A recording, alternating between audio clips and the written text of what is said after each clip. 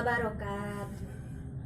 Alhamdulillahirabbil alamin wa bihi nasta'in ala umuri dunya waddin wassalatu wassalamu ala asrofil anbiya'i wal mursalin sayyidina wa maulana Muhammadin khatamil anbiya'i wal mursalin sayyidina wa maulana Muhammadin amma ba'du.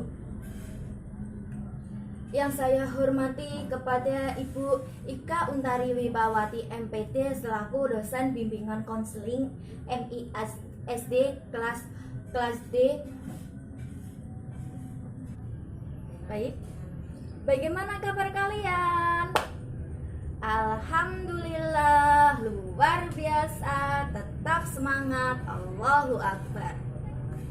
Baik, sebelum saya menyampaikan materi, alangkah baiknya kita salam PGMI terlebih dahulu.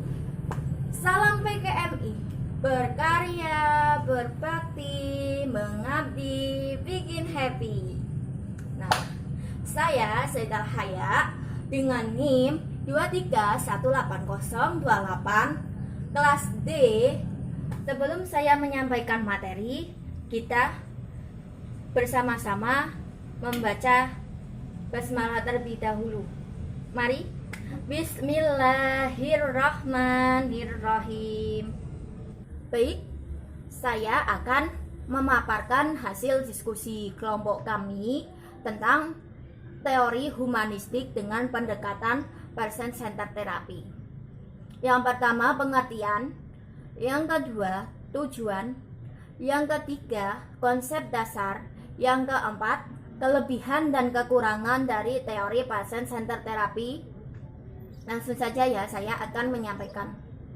Yang pertama, pengertian dari teori person centered therapy. Pengertiannya, pendekatan yang menekankan pada kecakapan konseli untuk menentukan isu yang penting bagi dirinya dan pemecahan pada dirinya. Teori ini berfokus bagi bagaimana membantu dan mengarahkan konseli pada pengaktualisasian diri untuk mengatasi permasalahannya dan mencapai kebahagiaan atau mengarahkan individu tersebut menjadi orang yang berfungsi sepenuhnya. Yang kedua, tujuan dari teori ini ada tujuan umum dan tujuan khusus. Yang pertama, tujuan umumnya.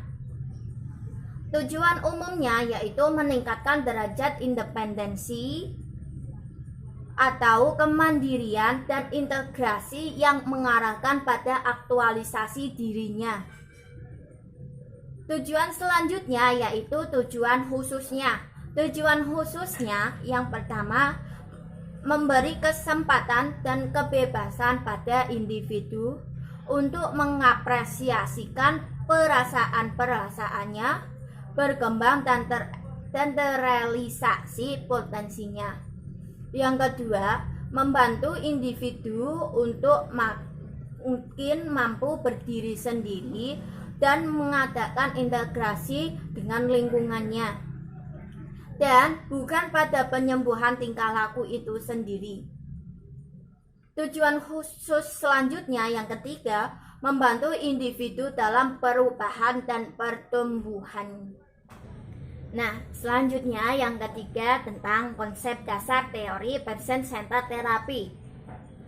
Menurut Kelsey, pendekatan person centered dibangun atas dua hipotesis dasar, yaitu setiap orang memiliki kapasitas untuk memahami keadaan yang menyebabkan ketidakbahagiaan dan mengatur kembali kehidupannya menjadi lebih baik. Yang kedua, kemampuan seseorang untuk menghadapi keadaan ini dapat terjadi dengan ditingkatkan jika konselor menciptakan kehangatan, penerimaan, dan dapat memahami relasi atau proses konseling yang sedang dibangun. Yang keempat yaitu tentang kelebihan dan kekurangannya. Kelebihan yang pertama, Pemusatan pada konseli dan bukan pada terapis. Yang kedua, identifikasi dan hubungan terapi sebagai wahana utama dalam mengubah kepribadian. Yang ketiga, lebih menekankan sikap terapi daripada teknik. Yang keempat, memberikan kemungkinan untuk melakukan penelitian dan penemuan kuantitatif. Yang kelima, menekankan emosi, perasaan, dan efektif dalam terapi.